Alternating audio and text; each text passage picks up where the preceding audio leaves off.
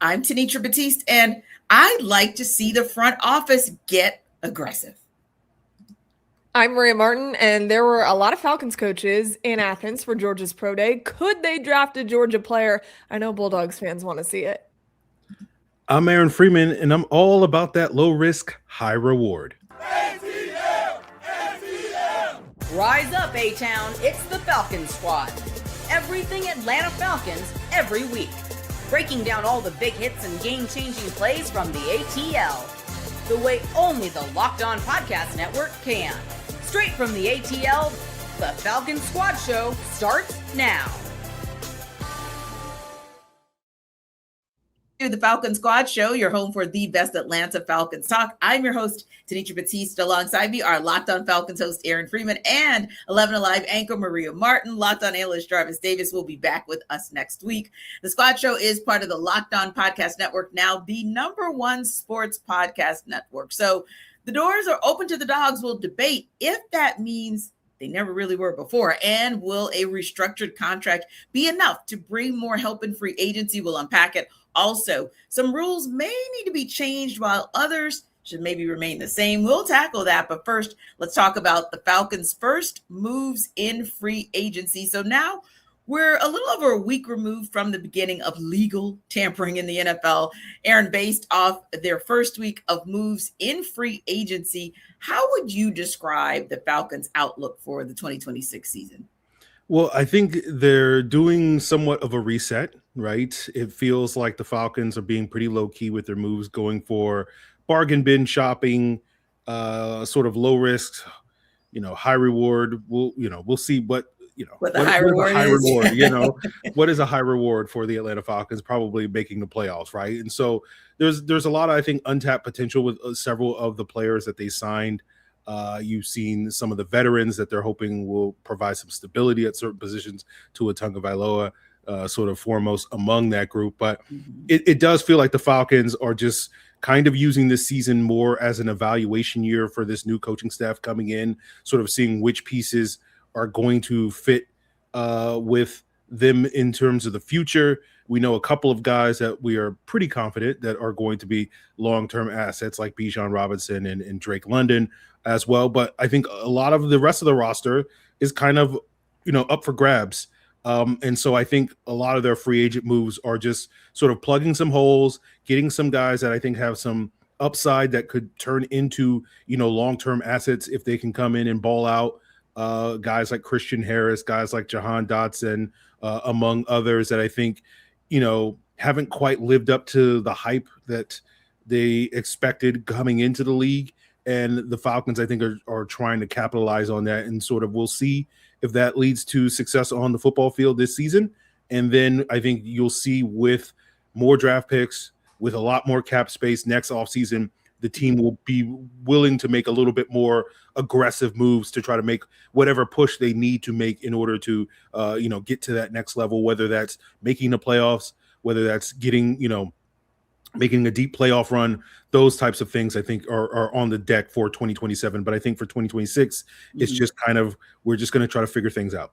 Yeah, and kind of see what happens, because it does feel like, and Marie, I'm going to say this term loosely because I definitely don't want to undermine or undervalue or underappreciate any of the signings or the moves that the Falcons have made so far in free agency. But it does feel more like quantity, than maybe quality at its highest level. When you look at, say, okay, they moved on from Darnell Mooney, of course, no shock there, but the re-signing of LaCale London, Jake Bailey as a punter. You mentioned Dodson, free. Also the kicker, Nick Polk. You mentioned Christian Harris, Cam Thomas, Austin Hooper, like Tua, Abuka, Hand, Ojulari, Zacchaeus.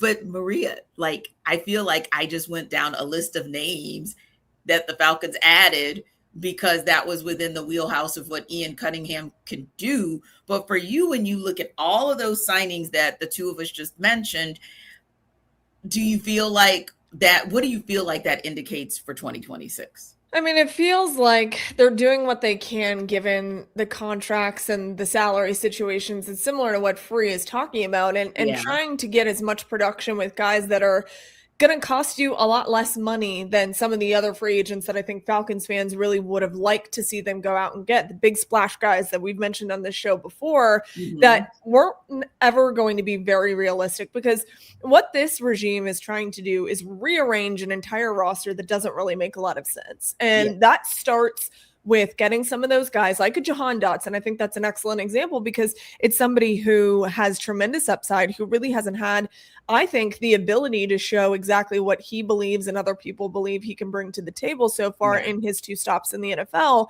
And so maybe in stop 3, change of scenery hasn't worked for him before, but maybe in his 3rd stop, he gets an opportunity to be a little bit higher on the depth chart, someone who gets a little bit more of an opportunity to show the explosiveness that we like in Jahan Dotson. And he doesn't really cost you a lot of money. You know, that all of those things can hit for this new front office. Hey, we're getting guys that are undervalued or overlooked, and it costs us a lot of money, but they hit when they come to Atlanta. I mean, that's imperative. And that's what they're trying to do. I mean, we've listened to Ian Cunningham ad nauseum talk about how much he values draft picks. Well, Falcons don't have a lot of those as we sit here today in March. That could change once we get closer to the draft, meaning within draft weekend. The Falcons are going to do everything that they can to try to accumulate more picks. But as we sit here right now, they got 5. And so this regime is looking at it like, how can we do the cheapest options without the draft capital that we want and that we need? And I think they've done a really good job of that in free agency. And they have 13 people that they've brought into this team. I mean, it's unbelievable. And they're offloading a lot of the contracts that don't make a lot of sense here anymore, which I think is very smart, and rearranging some of those that probably needed it over the last couple of years. Yeah, and you have to think that with what Ian Cunningham was able to do in Chicago with Ryan Poles in terms of stacking the deck in the draft and in free agency, and coupled with Kevin Stefanski knowing how to do a lot with a little, you have to think that so far so good, even though it may be more quality, or quantity. I keep saying that, maybe quantity, you'll get the quality that you got from Darnell Mooney in that first year. And then maybe on the offensive side of the ball, maybe with a Jahan Dotson, and with any number of these guys, including Christian Harris, hoping to maybe do a repeat of what you saw from Divine Diablo, especially at the beginning of the season and also at the end of last season once he returned from injury. And you guys have mentioned it, one of the maybe bigger moves, maybe more intriguing and even exciting, encouraging moves was signing Jahan Dotson, whom the Falcons are hoping, hey, maybe they can get a Mooney 2.0 out of him free. Is Dotson capable of doing maybe what Darnell Mooney did in his first year with the Falcons? Yeah, I think from a skill set standpoint, they're very similar players in terms of what they bring to the table. Not the biggest guys, but bring some speed. Have that ability to be dynamic route runners and separators, particularly down the field. You saw that last year in Philadelphia, where, as Maria mentioned, Dotson didn't really get a lot of opportunities there, working behind, A.J. Brown and Devontae Smith and Dallas Goedert and Saquon Barkley, and sort of at best basically being the 5th option in that offense. And how can you be in any better option with that arsenal? You know what I mean? You look at his numbers and you're like, what the heck? He wasn't great. Well, look at everybody that Free just reeled off. It's set up for failure when you're just looking at the stat sheet for Jahan. Yeah, and especially given all the drama that goes on in Philadelphia, where certain players complain when they don't get the football, so it can't be that sort of offense where it's just like, oh, well, it's a pick your poison type of offense. Like, no, we have to funnel the offense through certain players because we're paying them a lot of money, and they like to make a stink about it when they only get 3 targets in a game. And so I think Dotson kind of fit in where he could get in, and that was primarily as a downfield threat. We know with Jalen Hurts, that's one of his, greatest strength is being able to hit those downfield shots, and they were able to hit a number of them with Dotson. I think the Falcons are going to hope that they can capitalize on that here in Atlanta. We'll see, whether that works a little bit better with Tua versus Michael Penix. I think most of us sort of see the vision with Michael Penix. We'll see if Tua can take advantage of that, particularly early in the season with the expectation that he'll be the week 1 starter. So I think Dotson has similar upside to Darnell Mooney, very similar stories in terms of guys that have flash potential, with Mooney in Chicago, but wasn't consistently able to kind of break through with Dotson in both Washington and Philadelphia. So I think the potential is there for that type of breakthrough season. And the thing that Dotson will have, just like Mooney did, is opportunity here in Atlanta. And that's, the greatest thing that an asset that the Falcons can give him, because, it's like, hey, we got Drake London, we got Kyle Pitts, We're looking for somebody else to step up in this passing game. And so the opportunity is yours. And if Dotson can go out there and take it, I think he'll have a good chance to really showcase what he's capable of. Yeah, Maria, I was thinking the same. As of today, you have a Drake London and you have a Kyle Pitts as far as maybe him being third kind of in that pass catcher room, although Bijan Robinson could arguably be that third, if not sometimes a second, if we're being honest. But as that room exists today with those we just mentioned, along with Olamide Zaccheaus, Casey Washington, ultimately speaking, yeah, this could very well be that chance for Jahan Dotson to show, hey, I can be a Darnell Mooney 2.0 in terms of bringing to the Falcons what Mooney brought in his first year here.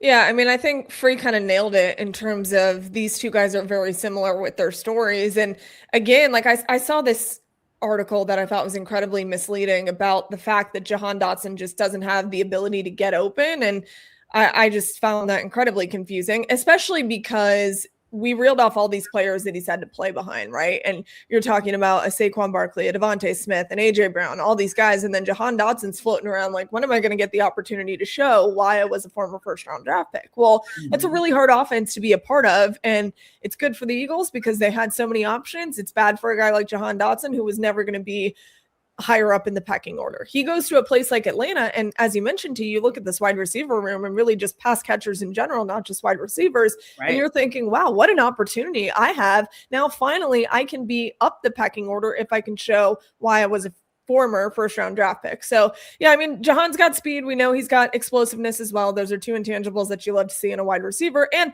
who knows what it looks like with Tua as the quarterback versus Michael Penix Jr. Those two things will look different. And I'm assuming that he's going to get reps with both of these guys, however Michael Penix looks once we get into camp. So, yeah, I mean, look, I think that Jahan has an unbelievable opportunity here. I actually really happen to like it. If you ask Eagles fans, they'll say good luck with him. He sucks. I just don't think that that's really the narrative that fits Jahan Dotson, right? Given everything we just talked about. So I really like it. And guess what? It doesn't cost you a lot. And so that's really the name of the game for this new regime. And a lot of these moves too, T, to answer your previous question as well, none of it's really high risk. You know, we've seen the Falcons move in a way that's high risk, high reward, i.e. Michael Penix Jr. Now, this is not high risk. It's minimal risk, hopefully high reward. I think it's smart. Yeah. And I think, too, something that you guys have alluded to is the fact that this is a regime. Now, don't get me wrong. There's pressure because we're not going to see the 5.5 years, meaning a year and a half too much that we saw for Dan Quinn or the extra year that Arthur Smith got, because we saw that with Raheem Morris. You got 2 seasons. It didn't work. Got to move on. But on the same token, I think Arthur Blank understands that this has to be that year that, and we still believe that there's every chance they can get into the playoffs. But ultimately, you're kind of working with what you have as far as your cap space and your lack of draft picks. So you're doing what you can, trying to just work with a little. And Free and Maria, I know that, again, we go back to Kevin Stefanski and making a lot out of a little in Cleveland, and even some would say a lot in Chicago with Ian Cunningham, because they made moves, and I still don't think anybody thought they were going to be at the top of the heap this fast in the NFC North. So just thinking about that, what do you see, or what do you think like a Kevin Stefanski or Tommy Rees offense should look like or can look like, maybe to get the best out of Jahan Dotson, put him in situations where he can actually succeed? Yeah, it'll be interesting because we know this offense is going to be funneled through Bijan and Drake. Yep. And we're expecting big things from Kyle Pitts coming off the season that he had. And hopefully we'll be able to maximize both him and Drake London at the same time, which has been the issue the last 4 seasons, where one is hot and the other one is cold, and vice versa. Mm-hmm. And so I think really what Dotson can do is bring that vertical element to the offense, that when defenses are stacking the box to load up to stop the run, because I think we're going to see a lot of 2 tight end and 3 tight end sets, that you go back to what that Browns offense was when Stefanski first got to Cleveland, which they were leading the league in multi-tight end sets. And if you thought Arthur Smith's offense was very tight end heavy, then, Kevin Stefanski's like, you haven't seen nothing yet. And so, I think you will see Dotson kind of be that field stretcher when the Falcons do put 2 wide receivers on the field. So, I don't know if it's going to be as many opportunities of that sort of we're spreading it out. We're going to push the ball down the field like it was with Zach Robinson with Darnell Mooney in that first year. But I do think that's kind of the ceiling for what I think Dotson can be if he can take advantage of the majority of those opportunities, particularly down the field where we saw, Darnell Mooney be second only to Justin Jefferson in that 24 season in terms of explosive play. So you may not get the volume of that, but you may get the sort of similar impact at, maybe a lesser rate. This is going to bounce off of Free a little bit when I'm dipping into what Tommy Rees has done previously. He's big on optimizing players and what they can do when it comes to just intangibles for the player, which I think is huge. We haven't seen that a lot in years past with Falcons play callers, utilizing them to their best of their ability, their strengths within the offense.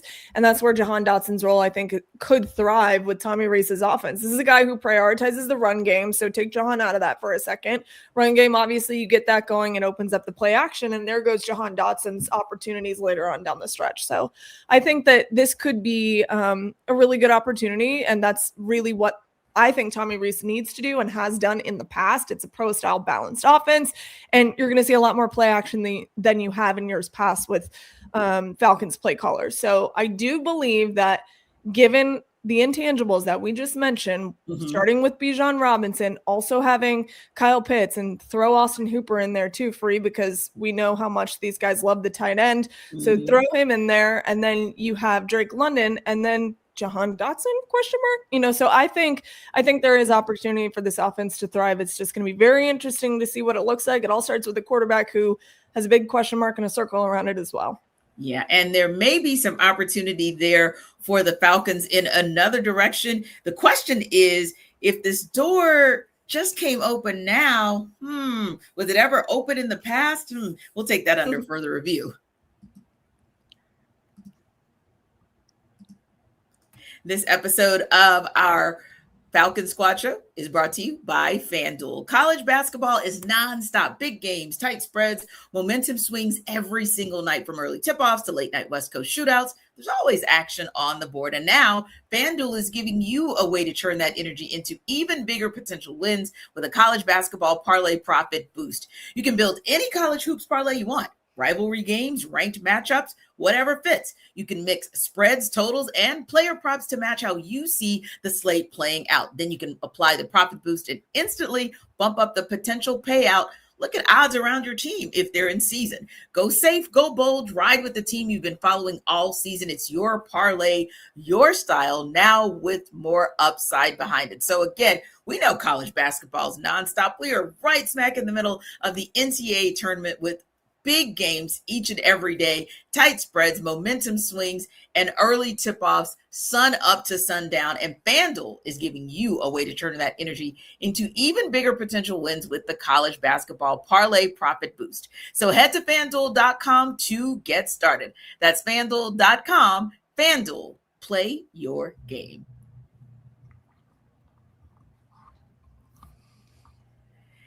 Thanks so much for making the Falcon Squad Show your first listen of the day. And thank you for making Locked On the #1 sports podcast network.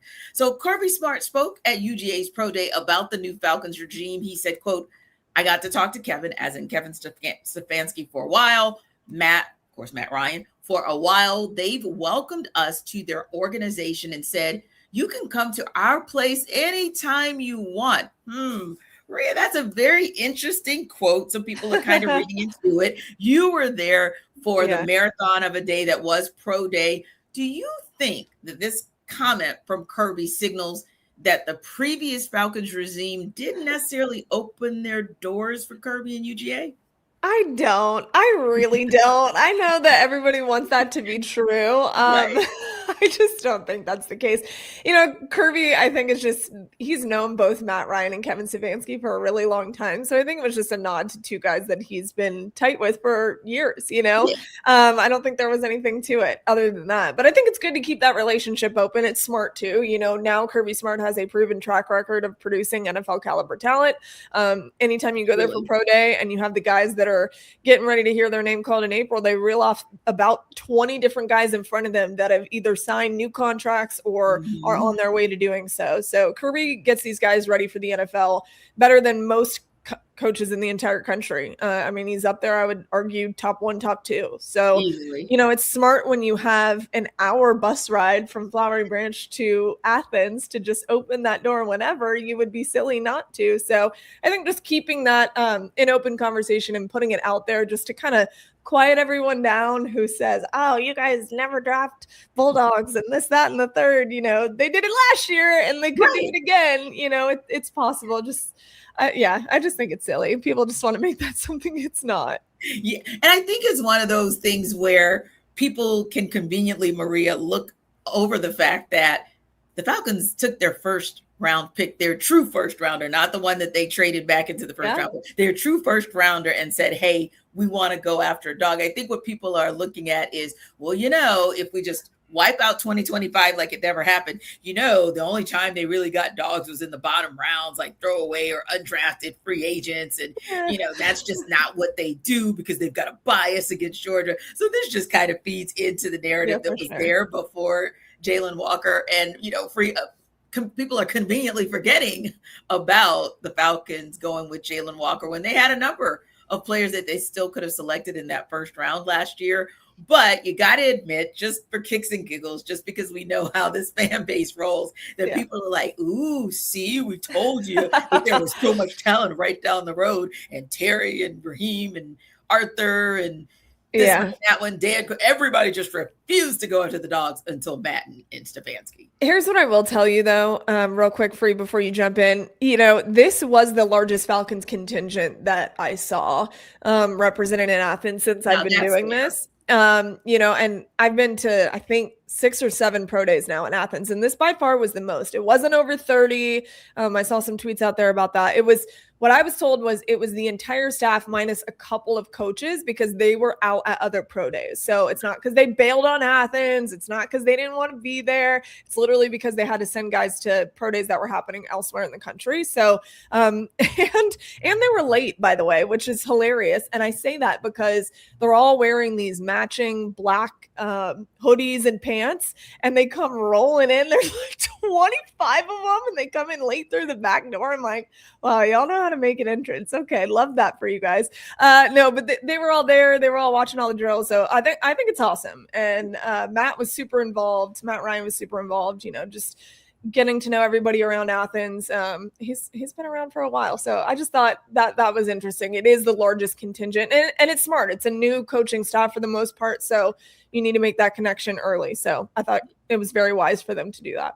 I was going to say real quick too, Free. Well, the dogs are who they think they are, so they can roll in late and kind of make that entrance, if you will, and kind of be all dressed alike. And I think too, in all seriousness, Free, sometimes to Maria's point, you have a new coaching staff, you have prior relationships, so it makes sense that contingent would be a little larger than it was. But also, you do have the ability to look back at 2025 as the Falcons organization and say, hey, we did hit on Jalen Walker. Like, if you take away the injury issues, that some of the challenges in the beginning of the season, he was a solid pick. So no reason for the Falcons not to kind of lean in to that program now that they finally last year gone with one of their higher picks for the dogs, and he actually delivered. But of course, we're back to the Falcons fan base going, see, we told you they don't take the dogs seriously. Yeah, I mean, it's funny because the previous regime, I think the school they selected the most players from was Georgia. But like, if you're a Georgia fan, you have to have that chip on your shoulder when it comes to things like this. And so you just ignore that, and you ignore Jalen Walker pick. And it's just like, no, they didn't believe in us and all that sort of stuff. Because like, if you're a Georgia fan, like, you've been college football royalty for like the last 5 years or whatever. And it's just like, you got to find something that is, getting at you. And so the Falcons ignoring you. And what's funny is this is like a theme across the NFC South, because if you go to the Bucs fan base, all Bucs fans just complain about why aren't they taking Florida State players? All Saints fans complain about why aren't they taking LSU players? Right. And so it's just like, it's just a NFC South thing where it's just like you have these very vocal local contingents of college football fans that come from these storied programs that also support the pro team, and they're just like, I want to hybridize my fandom. Right? Why I want the Georgia Bulldogs and the Atlanta Falcons. One's red and black, one's black and red. Let's just merge them into one. But I do think like it was smart for the Falcons to come out of the gates with this huge contingent to sort of, I think it's probably more indicative that the coaches don't have anything to do right now. They're just kind of waiting for the draft, and it's like, look, it's Wednesday. I'm bored. Chilling, like, let's go up the road to Athens. Let's do that thing, and let's see what Georgia's bringing to the table. But obviously, I think there's a lot of reasons for them to be there, because I think there's a lot of prospects at Georgia that make a lot of sense for the Falcons throughout the draft. And so the more eyeballs that get on these guys, the better the odds that at least some of the Georgia fans will be at least a little bit more content this year if the Falcons take another swing on a Georgia player. Yeah, I think they will be too. And Maria, there's still another solid crop of UGA players that are coming out that could potentially fit with this Falcons organization. So who do you think might be some of those viable dogs for the Falcons to maybe strongly consider taking a stab at with one of those or multiples of those 5 picks they have? Yeah, take this with a grain of salt, because once I say this, people are going to say, oh, they're going to draft him. Okay, so the player that everybody was watching, and I mean Matt Ryan, Ian Cunningham, Kevin Stefanski, like up front and center right there the whole time, and this is the only person I noticed through all the drills I watched throughout the morning, was Christian Miller. And I say that there is no guarantee that he's even available in the 40s, okay? There is a very good chance that he's gone. And I think Christian is just like the most amazing personality on planet Earth. If you guys have ever heard his interviews, he made this plea to come to the Falcons, and he said, the city would go crazy. He won a championship in high school, a championship with the Dogs. He's like, I'd love to bring a championship to the city, because he played at Cedar Grove High School, all the things. I mean, it just sounds like the most perfect Hallmark movie story of all time. But Christian's a good player, and he's always been that way. And this is a position of need greatly for the Falcons. Yes. So I thought that was very interesting that they were keeping their eye very closely on Christian. But again, I find it hard to believe he's even going to be available at that point when the Falcons are picking. Could they move up a little bit and take him? Sure. But we'll see. I just thought that was an interesting thing of note. Yeah, that's a good call, Maria, because Miller is expected to go in either the late first round or very, very early second round. And as much as Ian Cunningham likes to stack draft picks, I don't know if he's willing to give up anything or will have enough to give up to actually go after a Christian Miller. But Free, is there a dog that you see, a prospect, whether it was at Pro Day or whether it was at the Combine or even what you've seen across that player's career, knowing what the Falcons' needs are, whom you think might be a good fit or good fits for this team? Well, I think when you look at the top 3 players at Georgia that are expected to go early, the first this is Monroe Freeling, Christian Miller, CJ Allen. All 3 of those guys would fit for Atlanta. The question, of course, is, are any of them going to be there at 48? And as Maria pointed out, it doesn't seem like it at this point in time. And so then you sort of turn, okay, what about the tight end, Oscar Delp? We just talked about how this team loves their tight ends. Getting another young tight end that's as athletic as Oscar Delp is makes a ton of sense, particularly with you don't know if Kyle Pitts is going to be a long-term asset. Zachariah Branch adds a lot of juice to that wide receiver room. You need a cornerback. Dalen Everett is a very good player. So I think there's a lot of options, that Georgia could offer to the Atlanta Falcons early in draft. You got other wide receivers like Dylan Bale and Kobe Young and some of those other guys, Noah Thomas, that could basically also be in the mix late in the draft, especially if the Falcons decide to double dip at wide receiver and swing back in, round 6, 7 and get one of those guys. It's basically the only positions that Georgia has to offer that the Falcons probably won't be interested is the punter and the long snapper. Just because they've already got those positions secured, but pretty much everybody else kind of fits for the Falcons. There's just a cross check of, the Falcons needs. And that's basically the situation in Atlanta, where it's like pretty much every position outside of special teams is a need for this football team, at least in terms of improving the depth if they're not looking to upgrade that starting spot. And that's the beauty of Georgia. They have a lot of good players across their entire roster that are available. So I think a lot of these guys make sense for the Falcons. Yeah, and you're right, Monroe Freeling. very much a super outside shot that the Falcons would have at him because he's projected to go top 10, worst case scenario, top 20. And then, of course, CJ Allen, late first round. And we know that players sometimes miraculously have these tumbles. We don't wish ill on any of the players, but sometimes things just happen. So you never know. But for those three, absolutely a very outside chance for the Falcons to get any of them. But Maria, the Falcons also reportedly met with Texas cornerback Malik Muhammad this week. According to Sports Illustrated, Muhammad is projected to go in the mid rounds of this year's draft. So there may be some possibility there for the Falcons. As a DB who allowed just 21 catches, 468 total receiving yards last season, is Muhammad a player that maybe you think can be a compliment to AJ and the corners in that Falcons DB room? I mean, sure. He's a guy that I think would be a developmental player to an extent. And I think too, his size is a little bit concerning, but the Falcons have not shied away from adding undersized DBs to their roster in the past. One thing that I thought was a big negative to him, and not to start there, but I'll start there. One thing that I thought was a big negative is his takeaway ability isn't as strong as I think the Falcons would like to see. And how is he going to line up against these guys that are significantly bigger than him? That's something that I would be very interested to see a little bit further. But look, he had a really, really nice college career. And I think that he clearly elevated his draft stock in all the offseason things that he's done. The Senior Bowl, he turned a lot of heads. The Combine turned a lot of heads. So I think he's only been increasing his draft stock, which I think is really good. And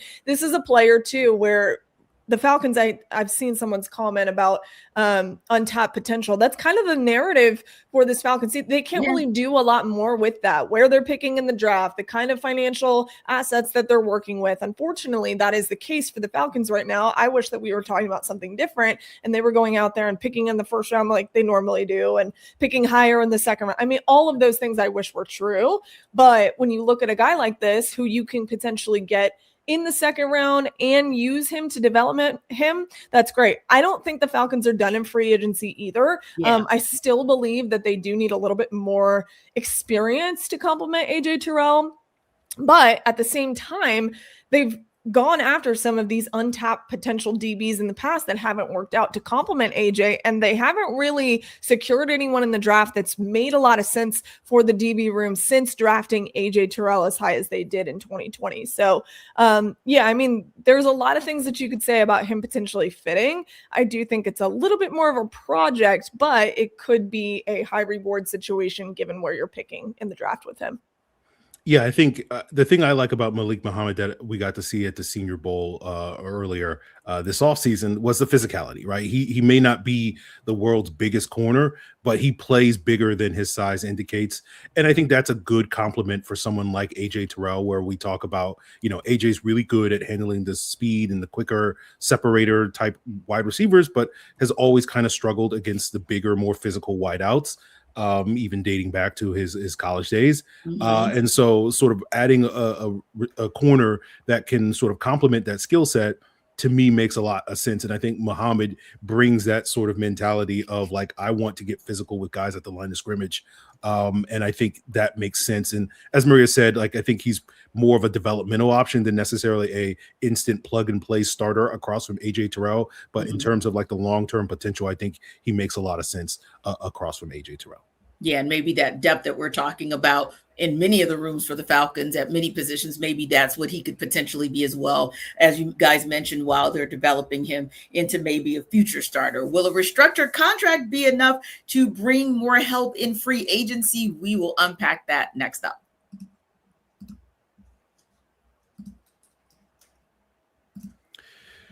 What if sports were traded like markets? Now you can put your sports IQ to work in real time with Robinhood prediction markets. It's not you against the house. It's you participating in a live market. You can buy or sell your positions live all game long and use your sports knowledge in the moments that matter. Robinhood prediction markets changes the game. It's people moving the action. So when momentum shifts, you can move with it. I always knew the game, but never had a dynamic way to apply that knowledge. Now I can actually take part live in a market powered by people. You're no longer just a spectator. Play by play, you decide. Trade every play with Robinhood, now available across the U.S. Download the Robinhood app now to begin. Futures and cleared swaps trading involves significant risk and is not appropriate for everyone. Event contracts are offered by Robinhood Derivatives, LLC, a registered futures commission merchant and swap firm.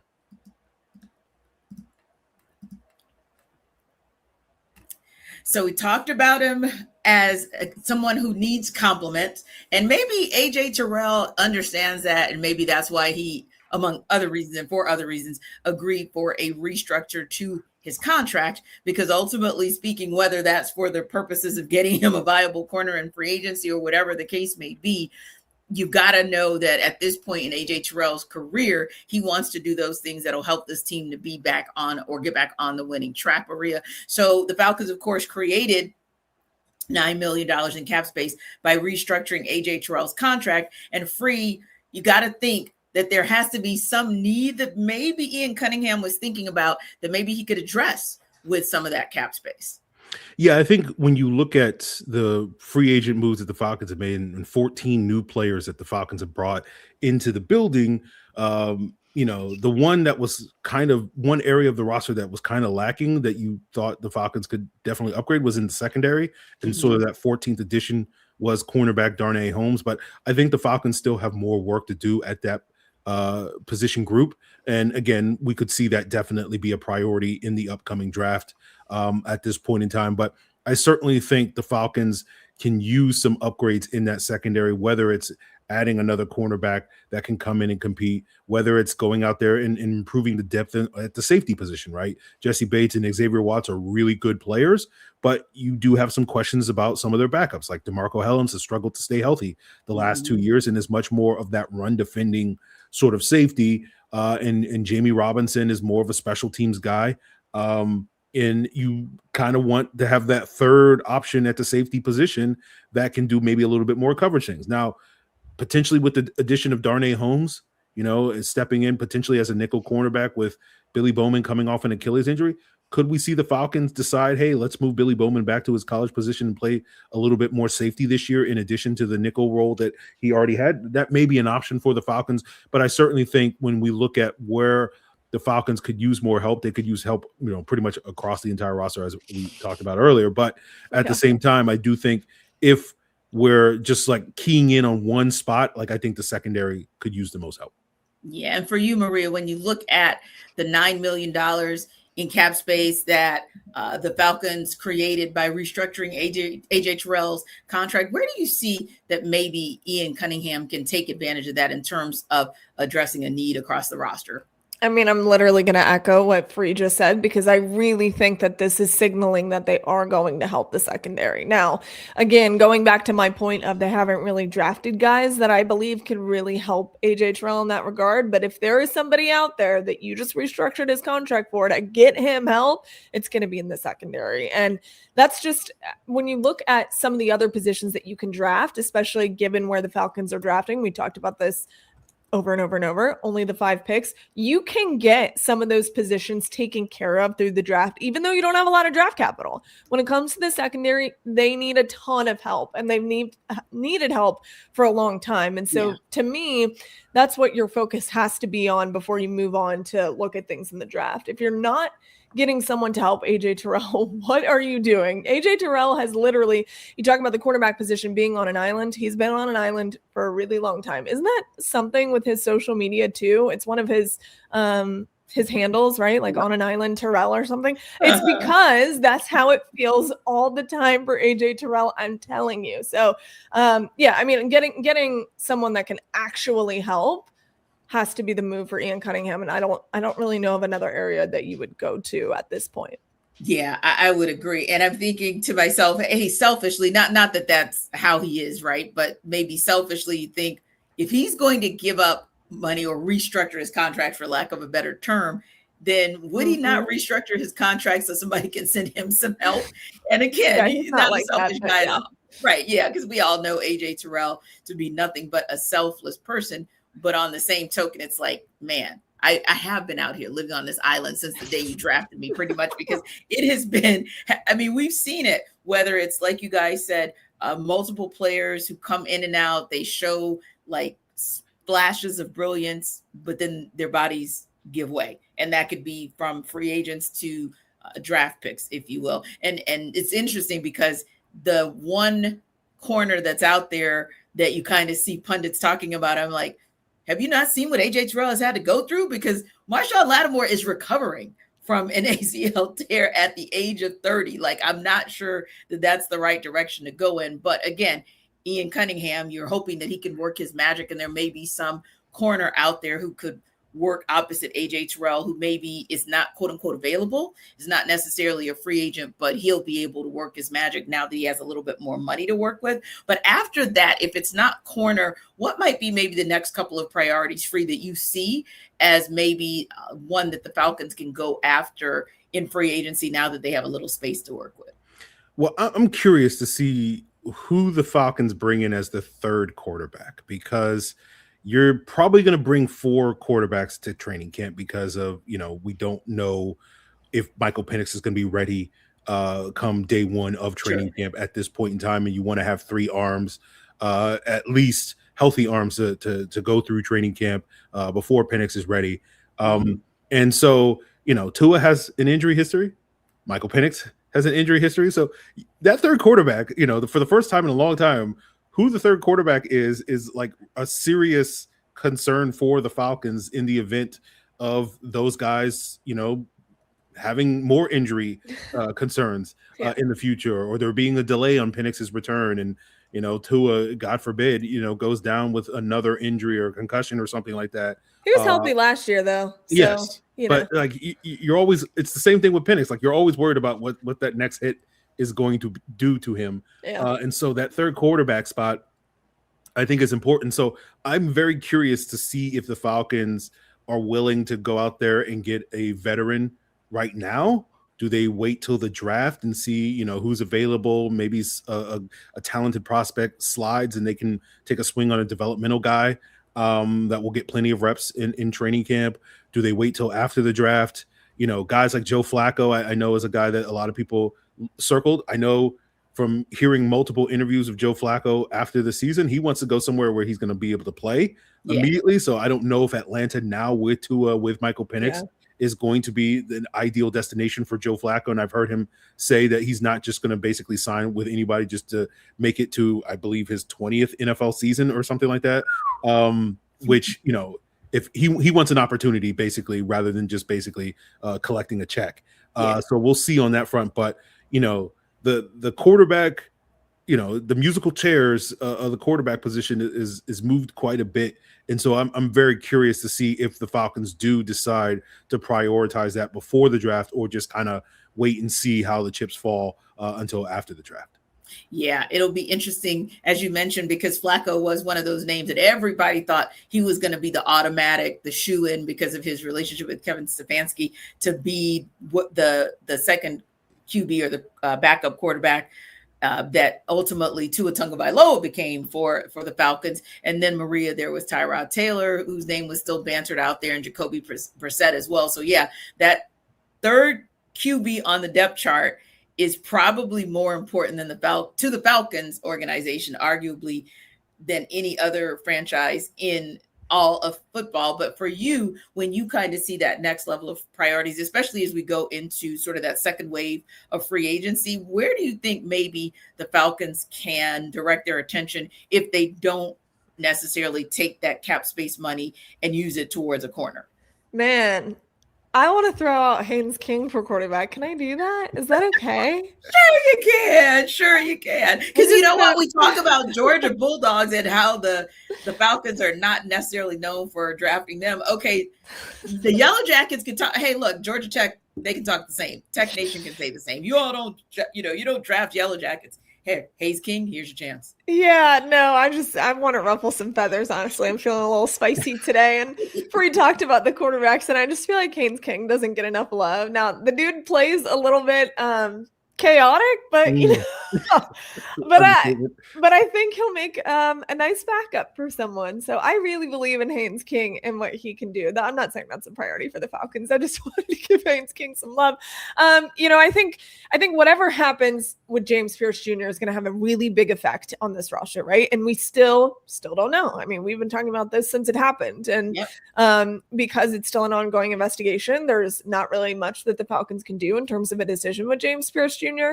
But once that is all sorted and we figure out whether or not he is going to A, be in a Falcons uniform next year, or B, playing anywhere, that's going to have a really big effect on whatever happens with that group. And so maybe that's a need for the Falcons. I mean, it always has to be, but you don't really know until his stuff gets sorted out. I think you always need linebackers too. This is something that has been, when we talk about revolving door and we talk about that with the cornerback, there's been a big issue with linebackers over the years, and now you have a big departure in Caden Ellis.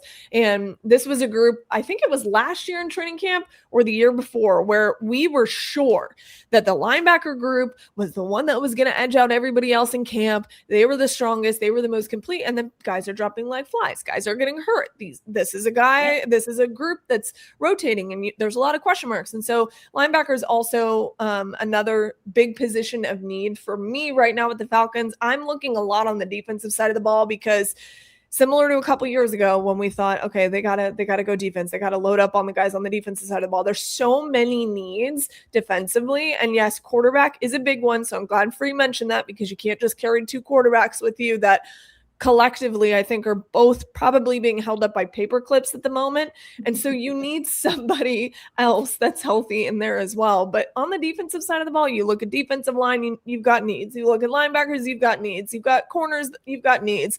So I think from the front to the back, there's just a plethora of ways you can go defensively for the Falcons right now.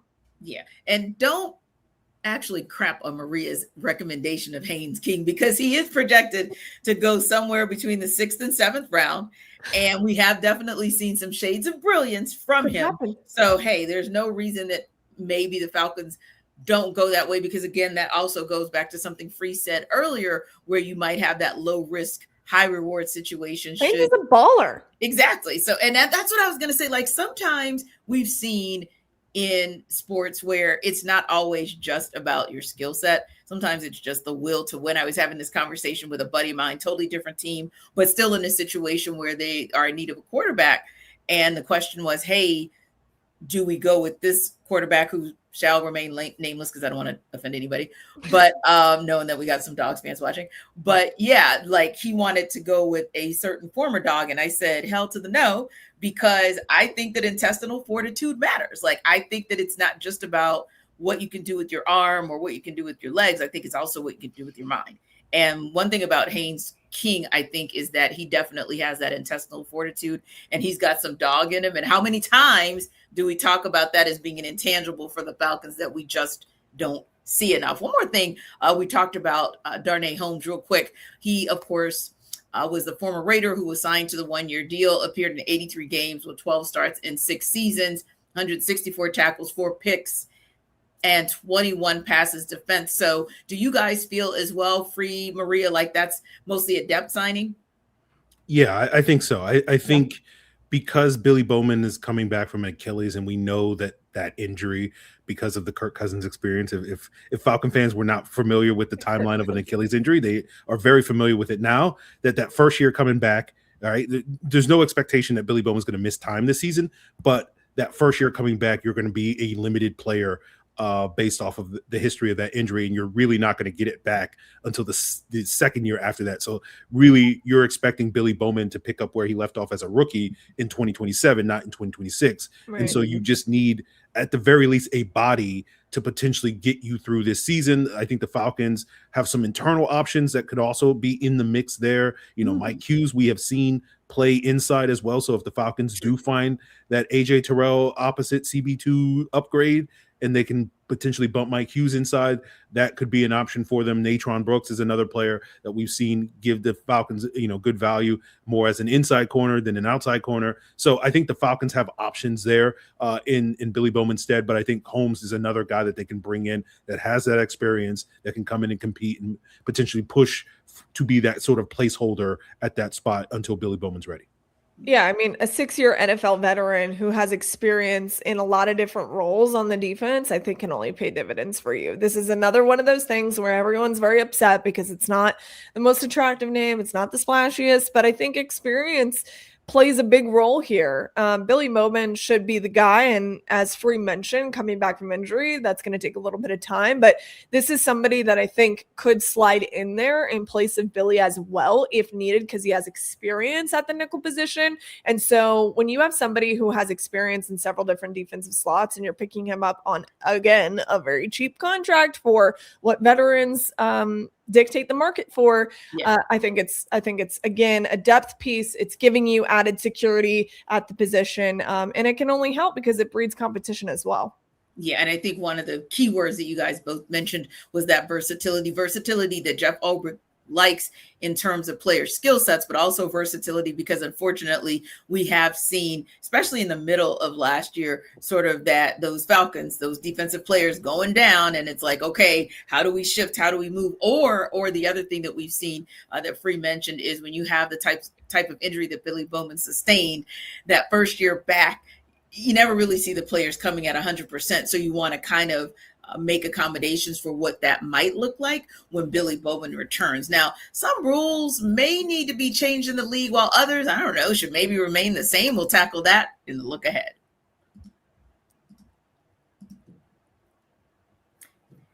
This episode of our Falcon Squad Show is brought to you by 5 Hour Energy. Welcome to the 5 Hour Energy flavor draft with 18 different flavors to choose from, including new options like confetti craze, fruity rainbow, or cotton candy. There's something for everyone. The board's set, the flavors are ready, and I've got my number one pick for the 5 Hour Energy flavor draft. And you can pick your top flavors as well. So you just want to look at that flavor, what you like about it, and why you want to draft it as number one. So like a cotton candy, for example, it's a swirl of sugary clouds, the sweet side of tasty caffeine, and it's a throwback with a little bit of a flavor boost. And then the confetti craze, it's just what it sounds like. Sweet birthday cake is what inspired that flavor. It's got vanilla frosting and sugary sprinkles, or you can go with fruity rainbow, which is a sweet, layered, fruity type of 5 Hour Energy flavor that you can find just not just the flavor, but also the energy that you're looking for in every single sip. So for me, I'm going to tell you, I'm kind of old school with it. So I still like my great 5 Hour Energy because it has absolutely no kind of dip off, if you will, with what the ingredients are. But I'm always intrigued and always open to trying new things. So I think I'm actually going to go with confetti craze as the flavor I'm going to draft. So again, the most important thing I think is not just the flavor, but the fact that it gives you a boost with 0 sugar. And 5 Hour Energy has a lot of upcoming flavor innovations planned, and you can take on any of those, like 13 flavors that they have. So find your new favorite flavor of 5 Hour Energy shots that are available online at 5hourenergy.com or Amazing. And that can also be from the grape, cherry, berry, and strawberry banana, amongst other flavors. So again, make sure you find your new favorite flavor of 5 Hour Energy shots available online at 5hourenergy.com or Amazon.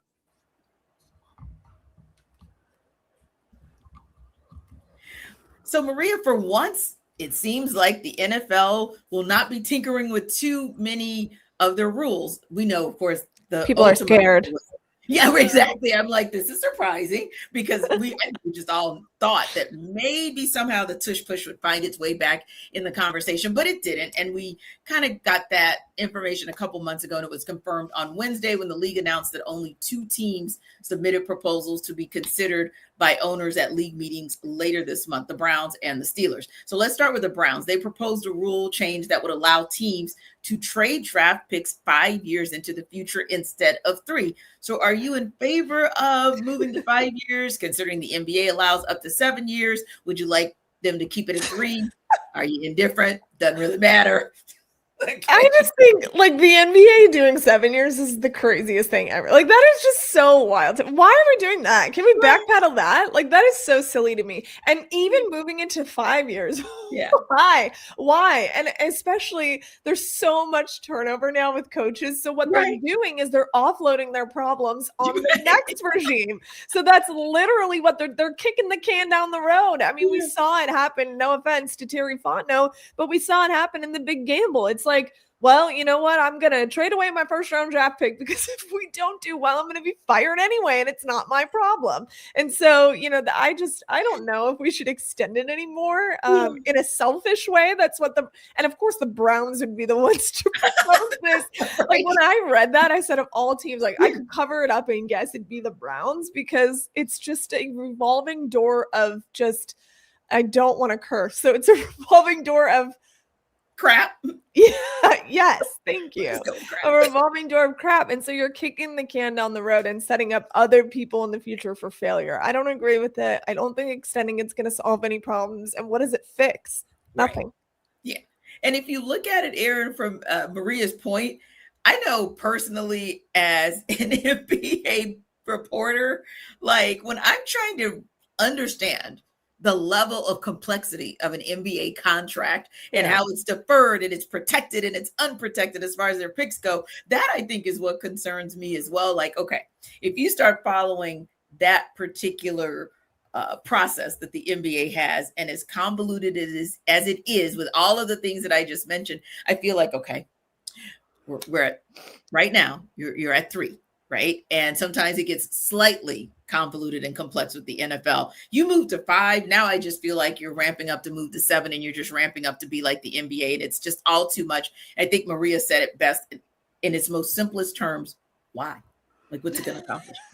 Yeah. This is why I cover the NFL, not the NBA, because like, the protected picks, and it's like, oh, well, if it's a top 5 pick, it's protected, and if it's a top 15 pick, it goes to this team. But if it goes, like, no, that's too much. Like, why are you doing? And then it's like 2032 or something like that. A pick from there. It's like, what is this? No, Maria's right. This is, the NFL stands for not for long. You should not be allowed to trade the next GMs, and in this case, in 5 years.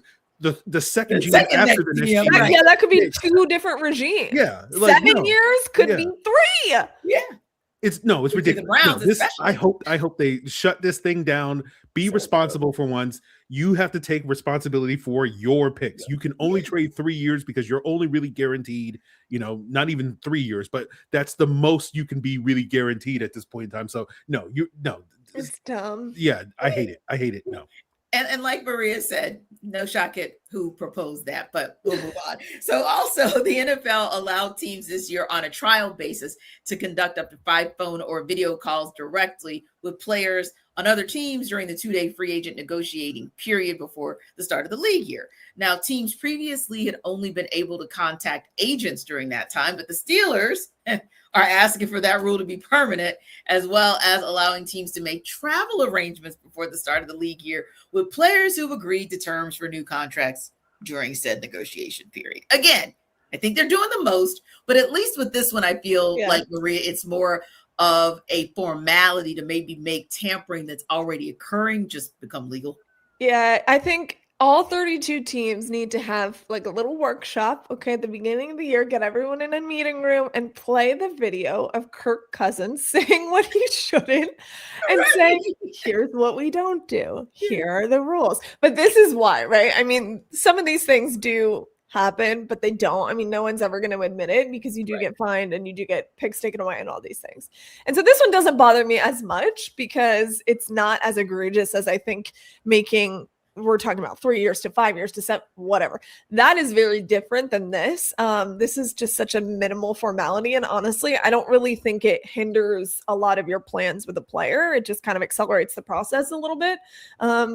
I don't really care. I don't have a strong opinion either way. I'm not like, yes, you should do it, and no, you shouldn't. It doesn't bother me one way or another. It's almost like arguing over $1,000 in a negotiation. Like, what are we talking about? It's not that big of a difference. And so just do it if that's what you want. So yeah, I whatever to this one. I had a strong opinion about the other one, but whatever to this one. Yeah, I think, this makes logical sense. It's weird that like you can call the agent be like, we're going to give you $40 million. And then you have to wait 2 days to talk to the player at this point. 2 days. About $40 million. Right. You know, but it's just like, we should be able to, like, once you agree to the terms of the contract, we should be able to call you and be like, hey, how's it going? You want to come to Atlanta, or you want to come to Pittsburgh, or you want to come to Seattle? When are you going to be in? Oh, you can't get in until Thursday? All right, that's cool. That's fine. You can come in and sign the contract. Like, that to me makes sense. This makes sense that you should be able to contact players once you agree to terms with them. And so taking the tampering that we all know that actually happens, right? I love that Austin Hooper was using his Stanford education when he was asked, did you talk to Matt Ryan before you signed? He was like, no, I never did that. That's against the rules. I only, I only talked to my agent. He only spoke with my agent. I never talked to him. I only played with him, but I didn't talk to him at all. Yes. So I appreciate Austin Hooper using that Stanford education. No offense to Michigan State, but Kirk Cousins was not using that Michigan State education when he came into the building. So I just think having this sort of formality, just pure logistical sort of things makes a ton of sense. Yeah. I think that's what this is too. It's just the Steelers, a typically reasonable and rational organization, just saying, come on, man, we all know this already happens. It certainly would make life easier if this is one less infraction that could be a potential. Just allow it to be what it's already been, and we can just all move on in free agency. Thanks to our everydayers for making the Falcon Squad Show your first listen of the day. Be sure to stop by Locked On Falcons with your host Aaron Freeman as your second listen. This Falcon Squad Show and Locked On Falcons are part of the Locked On Podcast Network, your team every day. We'll see you next time.